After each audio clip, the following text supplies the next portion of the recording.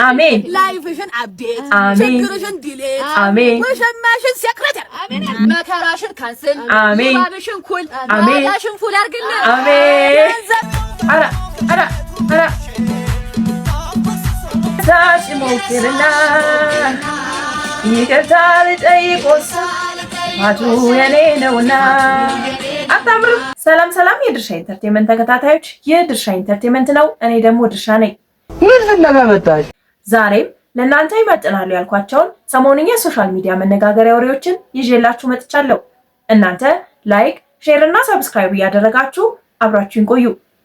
ጠራሁኝ ና ቁጭ በል ምን ልሁን ነው የሚለው ሲያስተካክሉ አባቶች ምንድነው ኢሜል ፓስወርድህን ነው የሚጠይቀው ሙላው ምን ኢሜል ፓስወርዱ ሙላልኝ እኔ አባዬ ኢሜል ፓስወርድህን አላውቀውማ ምን ማለት ነው አላውቅም ማለት አባቶች ሁሉ ነገር ማወቅ አለብህ ብሎ ነው የሚያስቡት አባቶች ብቻ ሳይሆን እናቶችም እንደዛ ነው እንዴት ነው የአባትህን ኢሜል አካውንት ማታውቀው እኔ እንዴት ላውቅ እችላለሁ ኢሜል አካውንትን ያልከፈትኩልህማ እንዴት አንተ እየተሞገትከኝ ነው ለዚህም በቃ ጭራሽ ትከራከራለህ አምጣው ስልኩን ታኛለህ ደግሞ ነገ የሽፈራው የ9 ዓመቱ ልጅ ሲያስተካክለው ስልኬን ታየዋለህ አለጎርጉሮ እንዳያበላሽብህ ዝም በል ካንተ ይሻላል በትምህርቱ ራሱ ጎበዝ ነው እሱ ቆዳ አባቶች እንደዚህ ነው ሁሉን ነገር ማወቅ አለባችሁ ብለው ያስባሉና ልጆቻቸው ትንሽ ከተማሩ ማያውቁት አይነት የሥራ ዘርፍ የለም ብለው ነው የሚያስቡት በተለይ ሞባይል ሲሆን በቃ ሉዓል ግን በጣም ትችላለች ይመቻት የሰው ልጅ ሆይ ተመልከት ይሄ ሁሉ አጥንት ነው የሰው ልጅ አጥንት በቃኝም ብለ አምፀ አንዱ ስትገደል በገዛ ስጋ ኃጢአት ሲሰራ ሁላችንም ስንሞት እንደዚህ እንዳጽ እንከመራለን ይሄ የምትመለከቱት የሰው አጥንት ነው ተመልከት ራስህ በዚህ ስጋ ነው ፈጣሪን የምትበደለው በዚህ ስጋ ነው ኃጢአትን የምትሰራው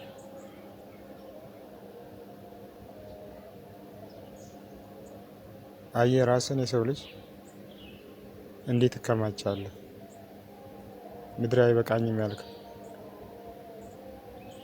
የምትጎር በዚህ ስጋ ነው ኃጢአትን ሰርተህ ፈጣሪን የምትበደለው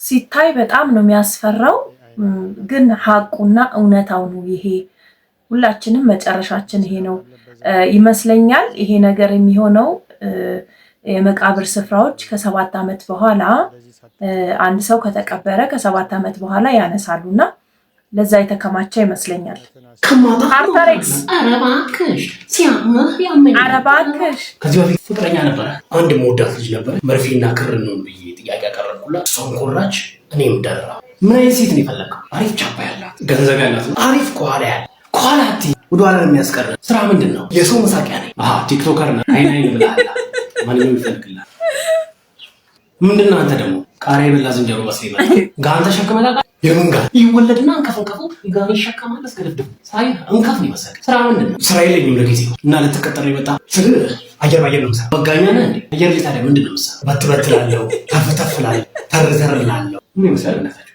ከጃይሻዱ የፍቅር ህይወት ምን ይመስላል ፍቅር ህይወትን ያስቀመጥኩት ባይ ላይ ነው መጀመሪያዋ ኤክሴ ቃላ ባይ ነች ሁለተኛው ኤክሴ ደግሞ ንገሩኝ ባይ ነች በስተመጨረሻ ሁለቱንም ባይ አልኳት ምንድነው መሰለ ያልቀጠርኩትን ጠባቂ የራይድ ሹፌር ነው ሰው መኪና አይዘው ኤሌክትሪክ መኪና እንዳይዝ በስም ምን አለ ላቁ አለ ላቁን ሄደና ላቀበት አሁን ገባኝ ካርተሬክስ ቲክቶክ ሲጀመር ከነበሩ የሚገርሙ ቲክቶከሮች እና ኮንተንት ክሬተሮች መካከል ነበረ አሁን ግን ብዙ አላየውም ካርተሬክስ ወዳጄ ተመለስ እባክህ እንወድሃለን ሰሞኑን ሶሻል ሚዲያ ላይ በርከት ያሉ የመነጋገሪያ አጀንዳዎች ነበሩ ከነሱም አጀንዳዎች መካከል የባለሀብቱ ወርቁ አይተነውና የቲክቶከሯ ወይም ደግሞ የዩቲዩበሯ ሄለን በቅጽል ስሟ ሄለን ሳይኮሎጂስት የምትባለዋ እሰጣ ገባና ፍርድ ቤት ድረስ መድረሱ ጉዳይ ነበረ ከዛ በኋላ ፍርድ ቤቱ ውሳኔ ወስኖባታል ያለችውን ነገር ሰምተን እንምጣ ቁጥሩ መጥራት የሚከብድ በእኔ ላይፍ ስታንዳርድ ጋር አብሮ የማይሄድ ብር ተጠይቄያለሁ እንደገና ደግሞ አወዳይ ናፍቆኛል። እንደው ጋይስ አወዳይ ናፍቆኝ ብር ክፈይ መታሰር ሲሉኝ ጠርዙኝ ነው የምላቸው። እንደውም ልጅ ያለኔ ይደግ እዚህ ሀገር የሆነት የነጭ እናት ይታዘዝለታል ያድጋል። አወዳይ ናፍቆኛል እንደው ዛሴት እና አወዳይ እንሂድ ወይስ ጠበቃ እንያዝ? እንደምታውቁት እኔ ቅልጥ ያልኩ ቂጤን የጣልኩ ደሃ ነኝ። ግን እናንተ ከሀብታም ጋር መጣላት መዘዙ ብዙ ነው ለካ። እናንተው ቂጣችሁን የጣላችሁ ደሃዎች ትሻሉኛላችሁ። የእውነት ስንት ደሃ እዚህ ያለ እነዚህ ድንትቺ ምን ሀብታም ላይ አንጠለጠለ? ታይ ሄለን አትሉኝም እንዴ እናንተ ራሱ? መች ትሰማላችሁ? ታይ ስትባል ተጋብ እንደዛ ፊት ሲያደርገን ምን ነው ሄለን ታውስ ትባሉ መች ትሰማላችሁ?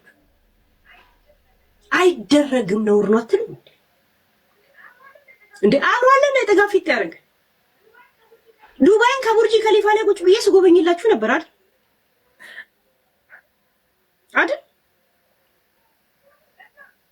እና አሁን የጠበቃ ትችላለህ?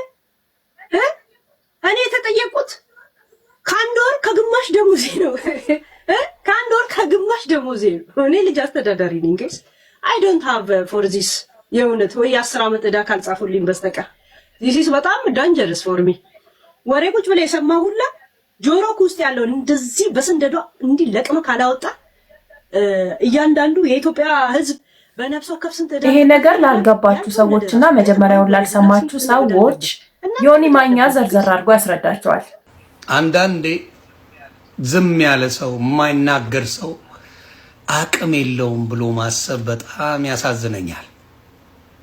በተለይ ምንም ቲክታክ ላይ ምንም አይነት አክቲቪቲ የሌለው ሰው ከኛ ጋር የማይገናኝ ሰው በዚህ ደረጃ ስም አጥፍቶ አንደኛ የበሽታ ስም ነው የጠራችው፣ እዚህ ላይ መጥራት አልችልም። ሁለተኛ ሴቶችን ሲያወጣ እየደበደበ እያለስለቀሰ እየቀጠቀጠ ነው እንዲህ የሚላቸው ብላ አደባባይ ላይ ስሙን ስታብጠለጥል በሳራ አላበሻ የለመደችውን ብር ያው ሳራ አላበሻ ማስተዋል የለም ስላላስተዋለች ገንዘቡ አለ፣ አቅሙ አለ፣ ሀብቱ አለ። እንዴት እንደሚከሰስ ምን ማድረግ እንደሚቻል ምንም እውቀቱ ስለሌላት የሚመክራትም ሰው ስለሌለ ያንን ማድረግ ትታ በየጊዜው ገንዘቧን ስቀፈቅፍላት ነበር። በሷ የተማረችውን ነገር ወርቁ አይተነው የዱባይ ሀብታም ስለሆንክ 25 አንበሳ ታወርድና ይህን መረጃ ከፈለክ እሰጥሃለሁ ወሬ እንዳታበዛ ብላ ወይ ደግሞ ጉድ እንደዘረግፈዋለሁ እያለች በውስጡላ ማስፈራሪያውላ አድርሳ ነበር። ነጭ ቅማል ትባላለች ለማታቋት ሄለን ነጭ ቅማል። ይሄ ደግሞ ጅንኑ ባለ ሀብት ወርቁ አይተነው የተባለ የጀግኖች ቁና እንደዛ አይነት ተራ ቲክታከር ልቃሚዎችን ልክ እንደሚያስገባ በዚች አይነት ወራዳ አሮጊት ጀምሮታል። የኢሳያስን ትዳር ለማፍረስ ኢሳያስና ካረሳችሁት እንዳረሱ ብዬ ነው። የኢሳያስንና የዘቢባን ትዳር ለማፍረስ ጥግ ድረስ ቬሎውላ ገዝታ መታ ድራማ ስትሰራ የነበረች ማስረጃ አምጪ። አንድ ሚስድ ኮል እንኳን የሌለው ነገር ነው ያለው ማስረጃ ዞይ። አሁን እንግዲህ ጉዳዩ ይሄንን ይመስላል። ሄለን ሳይኮሎጂስት የምትባለው ቲክቶክ ላይ እና ዩቲዩብ ላይ ነው ያለችው በስፋት እና የተለያዩ ግለሰቦችን እያነሳች ሚስጥራችሁን አውቃለሁ እያለች ታስፈራራለች። በጣም ብዙ ነገሮችን እያደረገች ትገኛለች። ነገር ግን አሁን ላይ የማትጋፈጠው አይነት ባለጋራ ነው የገጠማትና መንካት የሌለባትን ሰው ነው የነካችው። በእርግጥ መነካት አለበት የሚባል ሰው የለም። ነገር ግን አሁን ላይ ቅጣቷን አግኝታለች። ከአቅሟ በላይ የሆነ ገንዘብ ነው የተጠየቀችው። ለሌሎችም መማሪያ ትሆናለች ብዬ አስባለሁ። እናንተስ ምን ትላላችሁ በዚህ ጉዳይ?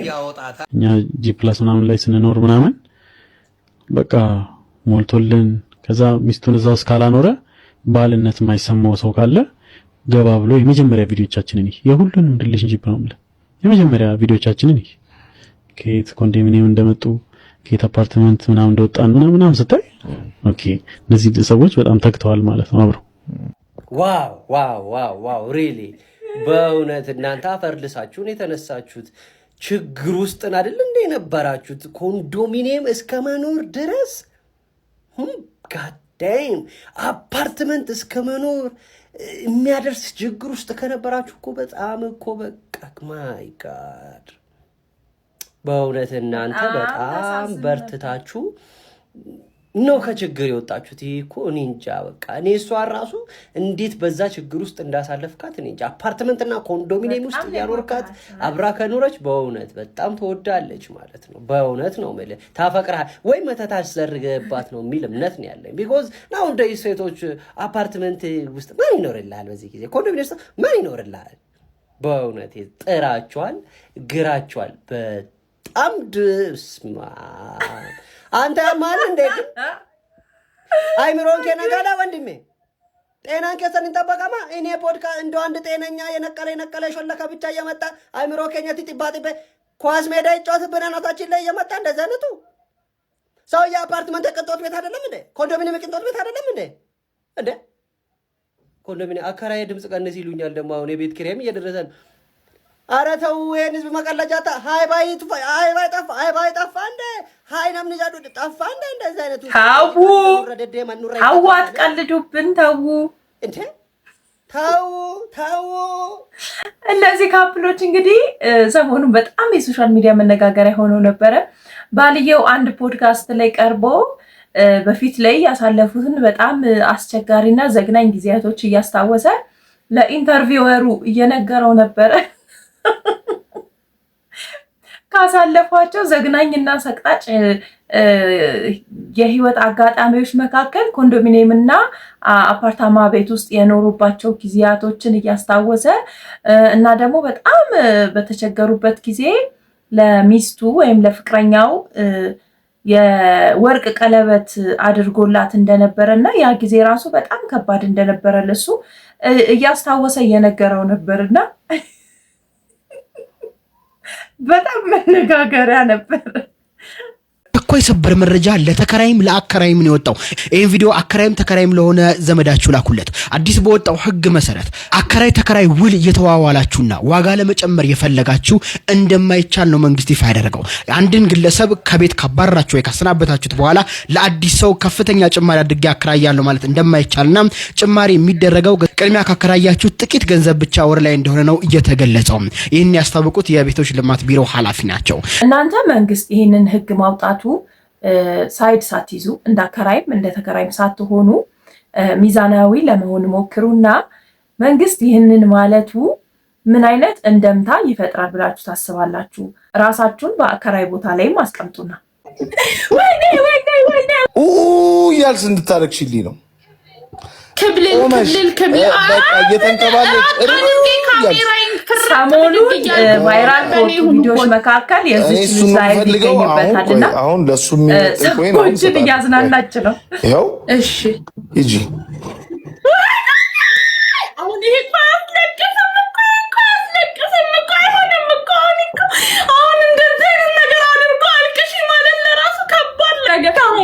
ግን ለጋስ ኖት መጀመሪያ ቆይ ላድንቆት ምን ነው ላድንቆት ወረምነት ላድንቆት ለጋስ ኖት በእውነት የኔዋ ተግኖታል። ላልቅስ ወደ ስራ ይልግባ። እሺ ወደ ስራ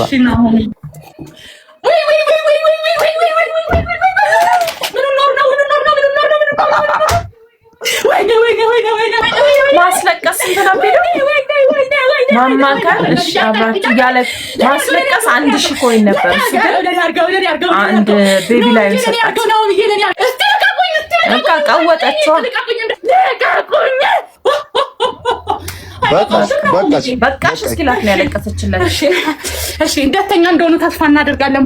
ሌላ ቪአይፒ ደግሞ ማልቀስ ሳይሆን እንድስቂ ይፈልጋለሁ። በጣም በቃ እያስካካሽ እንድስቂ ስቃው በእውነት ዘመኔን ባልፍቅር ዛሬ ደርሶ ስቄ በጣም ቫይራል እየወጣች ያለች ልጅ ናትና አዲስ ክሬቲቪቲ ቁጭ ብሎ አንድ አበባ ምናምን እያሉ ከመለመን ይመስለኛል ሰርቼ ልብላ ነው። የተለያዩ ሀሳቦችን እያመጣች የማስለቀስ ስራ ትሰራለች። ችግርን የመስራት ስራ አለው። ከዛ በኋላ ከንፈሬ መምጠጡን ላለው ምናምን እና ያስከፈለች ኃይለኛ ቢዝነስ እየሰራች ትገኛለች። እኛ ትምህርት ቤቱ ላይ የሚሰጠን ምግብ የሆነ ሳላድ፣ ሚት በርገር፣ ቺክን በርገር፣ ቸኮሌት፣ ስናክ፣ የሚጠጣ ነገሮች ምናምን የሆነ እኔ የምፈልገው ደግሞ የሆነ አለ አይደል የሆነ ችክ ያለ ሽሮ ፍትፍት፣ ተልባ ፍትፍት፣ ሱፍ ፍትፍት። ኧረ ወዲያ እናንተ ደግሞ አበዛችሁት። ወደዛ እንተጨማለቅጣን እዚህ አሜሪካ ነው ውጭ ሀገር ሆናችሁ የምትማሩ ሰዎች የምንበላውን አይተናል። ወደዛ ሂጂ። ሽሮ ነው ያማረኝ ትክትክ ያለ ሂጂ ወደዛ። ቁሌታቢ ተልባ የት ሀገር ነው ተልባ ሰው የሚያምረው ነው? ጎንዮሽ ቡጋቲ ላ መነካታችን ነው በጎን ደስ ብሎን እየኖርን ነው። እንጀራ እየበላን ሽሮ እየበላን ምን አባሽ ሊውጥሽ ነው? ማልፍዳ ፍርፍርም እኛው ነው የምንበላው። በርገር ሚት በርገር ይገጠቃላል። የት የፈለግሽባት ሂጂ። ሙድ መቀለጃ ነን እንዴ? ህዝቡ መቀለጃ ነው እንዴ እዚህ ሀገር እንዴ? ምነው ዝም አልን እንጂ ሞኝ ነን እንዴ? እንዴ ጀለር እንደጠጣልን እንጂ ስነ ስርዓት አለ። እዛ ውጭ ሀገር ቤተሰብ ያለ ቤተሰብ አማርኛውም ጠፋብኝ። ቤተሰብ ተቆጣጠራ ጆለ ከሰን ጎበዝ። እዛ ውጭ ሀገር ያላችሁ ልጆቻችሁን ተቆጣጠሩ። ነቀላ ጅርቲ ጆሌም እንዴ ውጭ ሀገር ለትምህርት የሚሄዱ ወጣቶች አሁን ላይ እንደ ትሬንድ ዩኒቨርሲቲም ሆነ ኮሌጅ ውስጥ የሚሰጣቸውን ምግቦች በጣም እያማረሩ ቪዲዮ መስራት ጀምረዋል እንደ ኮንቴንት እና ለኛ በጣም የቅንጦት ብለን የምናስባቸው አይነት ምግቦችን ነው እየተመገቡ የዚች እንደውም ጃንክ ምግቦች ናቸው እና አንዳንዶቹ በጣም ጽድት ያሉ ምግቦችን ምናምን በጣም እያማረሩ ሽሮ ናፈቀኝ፣ ጥብስ ናፈቀኝ ምናምን ሲሉ እየቀረጹ ያሳዩናል። ለኛ ቅንጦት ናቸው፣ እነሱ ግን እንደ ኮንቴንት ነው የያዟቸው። በዚህ ሳምንት በዛ ያሉ የሶሻል ሚዲያ መነጋገሪያ ወሬዎች ነበሩ። በሚቀጥለው ሳምንት በደንብ ይወራበታል ብለን የምናስበው ሌላ ወሬ የጆን ዳንኤል ጉዳይ ነው። ጆን ዳንኤል ሌላ ክስ ቀርቦበታል። እኔ የምኖረው አሜሪካ ነው፣ ግን ችግር ያለው ኢትዮጵያ ነው። ኢትዮጵያ የማከራየው ቤት አለኝና ወደ አንቺ የመጣሁት የተከራየኝ ሰውዬ ታዋቂ ቲክቶከር ነው። ዶክመንቶቹን መላክ እችላለሁ። ከተከራየኝ 3ኛ አመቱ ነው። በተከራየኝ መሀል ላይ 1 አመት ቤቴን ለሰው አከራይቶታል። ይሄን አውቃለሁ። ግን አንዳንዴ ኢትስ ኦኬ ብለሽ የምታየው ነገር አለ። እንደዛ ብዬ ትቼው ነበር ማለት አሳማኝ ስለነበር ያከራየበት ምክንያት አሳማኝ ነው። ግን ውክልና ያላት የቤቴ ውክልና የ60 ዓመት እናቴ ናት። ተወካይ እሷ ስለሆነች እሷ ደግሞ ስራ የሚሰራ ልጅ ነው፣ ቲክቶከር ነው። ይደግ ኢትስ ኦኬ በቃ ብለን ትተነው ተቀመጥን ማለት ነው። አሁን እስቲ እኔ አላቅም በፍርዱ ላንቺ ልተውና 22 ውስጥ ላይ ባለ 2 መኝታ ቤት 30 ሺህ ብር ነው የሚከፍለው። 30 ሺህ ብር ባለ 2 መኝታ ቤት የለም። እነገርኩሽ ነው ብሩን አምጥቼ አሜሪካ ነገር አልተጠቀምኩበትም፣ ልጠቀምበትም አይደለም። ቤቴን ግን እንዲሁ ዝም ብሎ ከሚቀመጥ ይከራይ፣ ብሩ ዋቴቨር ይሆናል ተብሎ ነው የምኖረው። አሁን ቤቱን ልቀቅ አልለቅም፣ ማን ያስወጣኛል? ህግ ደግሞ ምን ይላል? 2 አመት ውል ካለሽ ውሉ ሳያልቅ ማስወጣት አትችይ የሚል ህግ አለ። አሁን ግን ሄድንና መስከረም ወረቀቱን እልክልሻለሁ በውስጥ መስከረም 26 ፖል ወረዳ ከሰስኩኝ። ወረዳ ማስረጃ ስለነበረኝ ውሉን አቋረጡልኝ። ውሉን ሲያቋርጡ 2 ወር ከዛሬ 2 ወር በፊት የካቲት ላይ ግን አሁን ያለው የክፍለ ከተማው ፕሮሰስ እንደዚህ እንዳሁን እንደማወራልሽ አይደለም። ረጅም ነው ፕሮሰሱ። እናቴ 6 ወር ተመላልሳ ማስረጃ ወስደን ምስክሮች ወስደን ምናምን ውሉ ተቋረጠ። ውሉ ቢቋረጥም ወደ ወረዳ ሄደ። ይሄ ነገር ፕሮሰስ ላይ ነው። መንገድ እንደሚኖረው አውቃለሁ ትንሽ ቆይቶ። እኔ ግን የዚህን ቲክቶከር ፐርሰናሊቲ አንደኛ ማጋፈጥ ስለምፈልግ፣ ሁለተኛ የሰው ቤት ይዘሽ በምን አይነት ሊና እኔ አልኩሽ አሜሪካን ሀገር ነው የምኖረው። ምንም በነፊት አገኛለሁ ብዬ አይደለም ከቤቱ ማለት ገንዘቡን አምጪ እዚህ አልተጠቀምኩበትም ወይ ምናምን። ግን አንድ ሰው ቤትሽን በ30 ሺህ ብር አከራይተሽው ፌመስ ስለሆነ ብቻ እንደዚህ አይነት ኢንሂዩሜን የሆነ ስራ ሲሰራ በቃ አይ ትራይድ ማይ ቤስት። ብዙ ቦታ ሞክሬያለሁ፣ ዳይሬክትሊ ላናግረው ሞክሬያለሁ፣ አይመልስልኝም። እናቴን የ60 ዓመት አሮጊት ያሰቃያታል። ለዚህ ሁሉ ማስረጃ ከመጀመሪያ ከተከራየበት ጀምሮ እስካሁን ድረስ ያለው ማስረጃ አለ። ፍርድ ቤት ነው ያለው። አሁን ኬዙ ፍርድ ቤት ነው። አሁን እንግዲህ እህታችን ሀቢባ ላይ ቀርባ ጆን ዳንኤል አላለችም፣ በስም አልጠቀሰችም እሱ መሆኑን። ግን ዮኒ ማኛ እቺ ሴት እኔ ጋር መታ ነበረ ብሏል እና ጆን ዳንኤል መሆኑን ተከሳሹ አሳውቋል። እሱ ጆን ዳንኤል ጉዳይ ይሄ የቤት ኪራይ ሳይከፍል በጣም አሰቃይቶ ነው የሚያኖረኝ የምትለው ሴትየው እግዚአብሔር በሚያውቀው እኔ ጋር መታ ነበር። የጆን ዳንኤል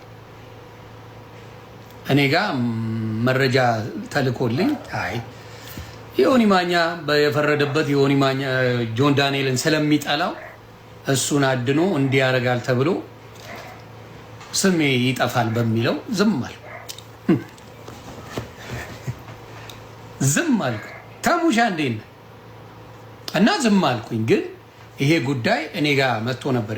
ይሄ መረጃ ለኔ ልከውልኛል። ጠይቋቸው ሰዎቹን ለኔ ልከውልኝ ነበር።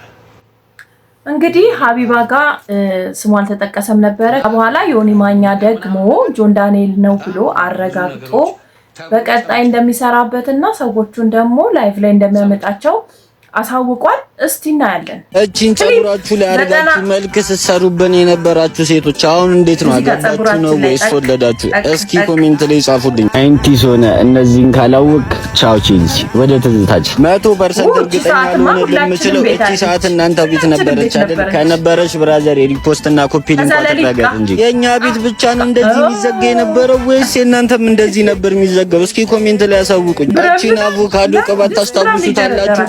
እስኪ ሜንሽን አድርጉት። በዳቦ እንብላ ያለው ልጅ አርበደበደው ሰባተኛ ግብ ለመደው እያልን የትምህርት ቤት ግጥሚዎች ላይ አልቀወጥነውም። እስኪ ማትረሱትን አንድ የትምህርት ቤት ጭፈራ ኮሜንት ላይ ጻፉልኝ። እኔ አንድ ልጨምርላችሁ። ሲሆን ይሆናል፣ ሲቀር ይቀራል፣ አራተኛ ማንን ይፈራል። የዘጠናስ ትዝታ ከባድ ነው። እንዳልኳችሁ በርከት ያሉ መነጋገሪያ ወሬዎች የነበረበት ሳምንት ነው ያሳለፍነው። ሌላው ደግሞ መነጋገሪያ የነበረው በቲክቶክ ስሙ ፕሬዝዳንት ማሜ በመባል የሚታወቀውና በናሆም ፎንቲ መካከል የነበረው እሰጥ አገባ ነው። በእነሱ መሀልስ ምን ተከስቶ ነበር የሚለውን አብረን እንይ። እንግዲህ ከትላንት ወዲያ ማሜ ፕሬዝዳንት ማሜ ከሄለን ወርቅዬ ጋር ጌም ሲጮት አዋድ ለሄለን ወርቅዬ ሲሰጣት ከዛ እሱ ሲቀጣ አዋድ የሚባለው ጊፍተር ነውና ለተለያዩ ቲክቶከሮች በዛ ያለ ጊፍቶችን ይሰጣል። እኔንም አዋድን ተሰድበን ነበር። ባይ ዘ ዌይ ጋይስ አንድ ነገር ልንገራችሁ፣ ሲሪየስ ማለት ነው። አንድ ነገር ልንገራችሁ፣ ማሜ የተሳደበው ነገር ቀላል ነገር አይደለም። አልተውም፣ በጣም ቀላል ነገር አይደለም የተሳደበው። የተናገረው ነገር ናሆም ፎንቲ እኔ መጥራትም አልፈልግም ቃሉ ብቻ ያለው ነገር በጣም አሳፋሪ አስነዋሪ ነገር ነው ያለው እዛ ላይ ማለት ነው። እኔ ደግሞ ቅድም ቪዲዮ ሰርቼበታለሁ። ማሜ ምንድነው ያለው? ናሆም ፎንቲ ግብረ ሰዶም እንደሆነና ይሄ አዋድ ከሚባለው ጊፍተር ጋር ግንኙነት እንዳለው ነው እርግጠኛው ነው እየተናገረና እየሰደበው የነበረው። ገብቶ ሙሉ ነው ያዘው። ለኔም በውስጥ ቮይስ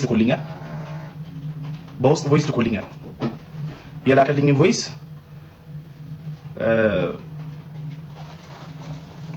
ምንድነው እሁድ ጌም ስራልኝ ምቀኝነቱን ምናምን ነገር ተወና እሁድ ላለኝ ጌም ቪዲዮ ስራልኝ ነው። እሱ ኖርማል ነው። ለሱ የተናገረው ነገር በጣም ኖርማል ነው ለሱ ማለት ነው። ገባችሁ አይደለ? ለሱ የተናገረው ነገር በጣም ኖርማል ነው። ሰውየው ጤነኛም አይመስለኝም እውነት ለመናገር። ግን እዛ ጋር እኔ ከማንም ሰው ጋር አልነካካም፣ ከማንም ሰው ጋር ተነካክቼ አላውቅም።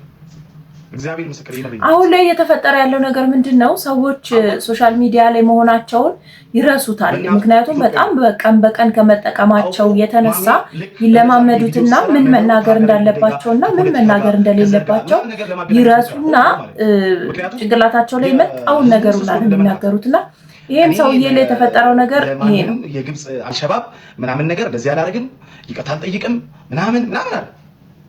ሆን ብሎ ነው ያደረገው ያንን ነገር ለኔ ያለኝ ቃል በቃል ጌሜን። ከዛ በኋላ የተፈጠረው ነገር ምንድነው? ናሆም ፎንቲ ወደ ክስ ሄዶ አሳስሮታል ፕሬዝዳንት ማሜ የሚባለውን ግለሰብ። ቲክቶከሩ በቁጥጥር ስር መዋሉ ተሰማ።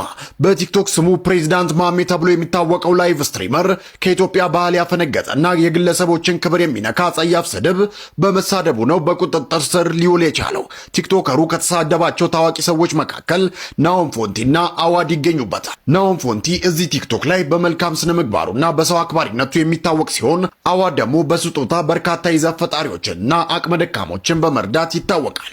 ፕሬዚዳንት ማሜ ከዚህ ቀደምም ተመሳሳይ ወንጀል በቁጥጥር ስር መዋሉ ይታወሳል። በጣም ጥሩ ነገር ነው እያየን ያለ ነው። አሁን ሶሻል ሚዲያ ላይ ያሉ ሰዎች ዝም ብለው በዘፈቀደ ሰዎችን ከመክሰስና ስም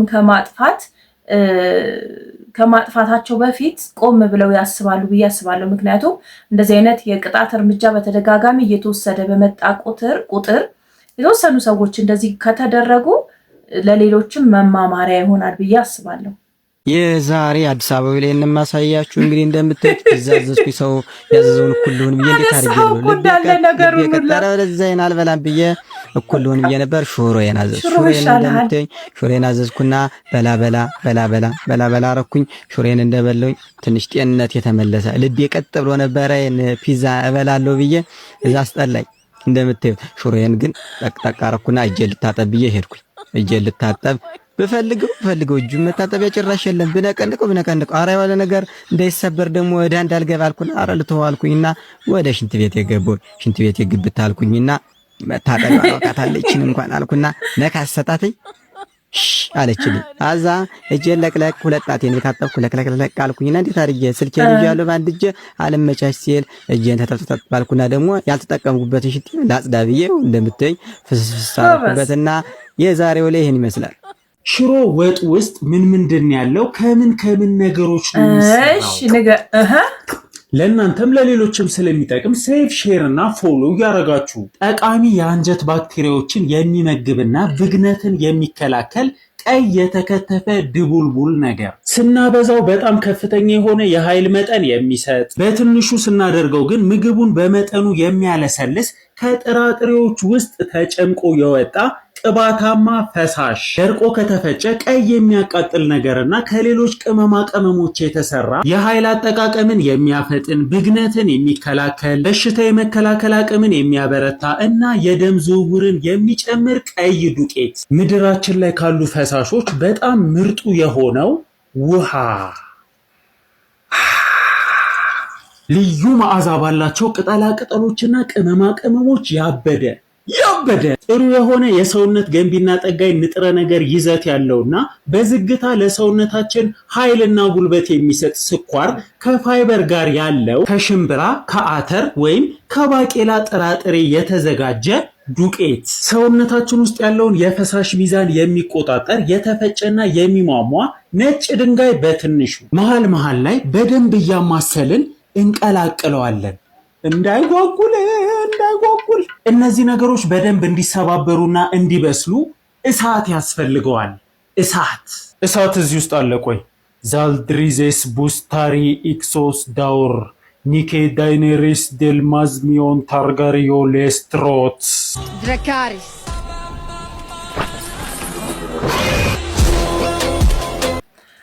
ከባድ ኤዲቲንግ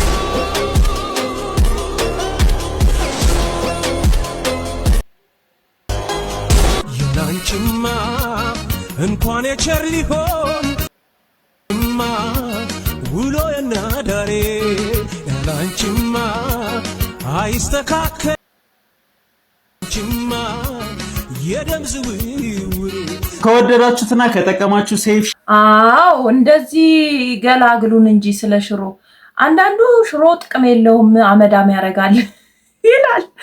አንዳንዱ ደግሞ ሽሮ በጣም ፕሮቲን አለው ጠቃሚ ነገር ነው ይላልና እንደዚህ በባለሙያዎች በሚያዝናና መንገድ ቀለል ተደርጎ ሲቀርብ ደስ ይላል። እንግዲህ ለዛሬ የእናንተን ጊዜ ይመጥናሉ ብዬ የሰበሰብኳቸው የሰሞንኛ ሶሻል ሚዲያ መነጋገሪያ ወሬዎች እነዚህን ይመስሉ ነበረ። ላይክ፣ ሼር እና ሰብስክራይብ እያደረጋችሁ የድርሻ ኢንተርቴይንመንት ቤተሰቡን ቻው።